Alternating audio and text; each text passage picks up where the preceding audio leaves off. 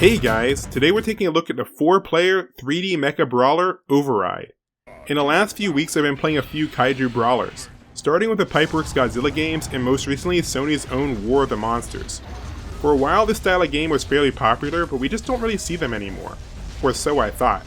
Released in August 2018 and developed by The Balance, Override Mech City Brawl is a multiplayer indie brawler where you get to fight your friends as giant mechs. Why haven't I heard of this before? This game even had a sequel that featured Ultraman from the Netflix series, but today we're just going to be focusing on the original. Override 2 is still pretty cool, but it plays very differently from the first one, so we'll talk about this a little more later. Alright, so Override 1, let's jump right in.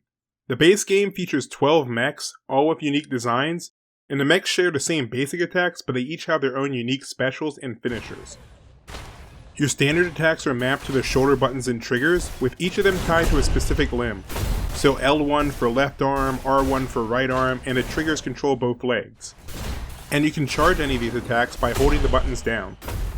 It may seem a little bit weird, but this actually leads to some interesting gameplay. For example, you could run towards your opponent while charging both hands to deal massive knockback and high damage. Or you could run up while charging one hand, and light attack with the other to keep your opponent from interrupting your charge. Your leg attacks can be charged too, but this prevents you from moving and you can only charge one leg at a time.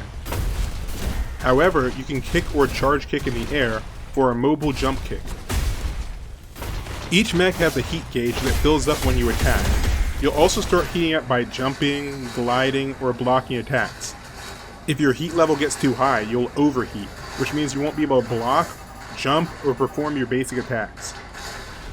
The heat system may just seem like an excuse to slow down combat or prevent attack spamming, but it's more about resource management.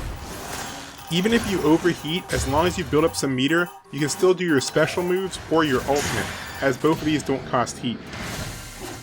Gun pickups will also work, so even when overheated, as long as you planned ahead, you won't be left helpless. But again, with good management, you should be able to keep overheating to a minimum.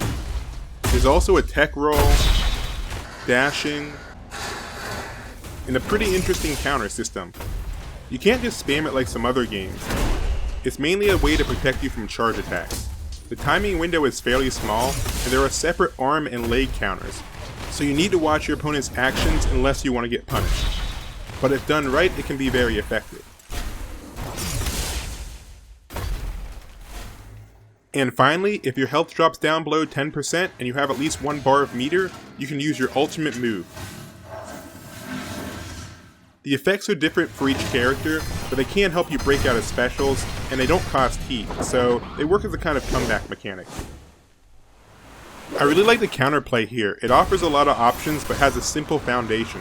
Shield beats standard attacks, charge beats shield, and a well-timed counter beats a charge move. The foundation is your typical rock, paper, scissors formula, but it still allows for more variety. And the heat system really makes the gameplay a bit more strategic. And if you play with items on, there's even more ways to fight. There's your high damage two-handed weapons, and there's one-handed weapons that can even be dual-wielded. They're all temporary, but they can help mix up gameplay. So yeah, there's a lot to work with here. And I think even people looking for a turn-your-brain-off party game could still have fun. But it's definitely not designed to be played as a button masher, so the heat system could be a bit annoying for some people. I really wish this game had more options for custom matches. For example, double the heat capacity for more casual play could be fun, but oh well, it's still fun as is. This game also features a Pacific Rim style co-op mode where you can have multiple people pilot a single mech. The first player will control the moving and jumping, while the second player controls punching and blocking. You can even have up to 4 players in one mech and do some Voltron-style combat. It's very silly, and by no means competitive, but it could be a lot of fun with the right group. But yeah, lots of fun ways to play, and I think this makes for a really fun party game. Override 2 is a lot of fun as well, but it takes the crazy limb control from the first game and replaces it with more traditional light, heavy, special, grab style combat. So no more dual weapons, charge attacks, heat gauge, or special meter. Encountering is much easier, but it's only usable by specific characters.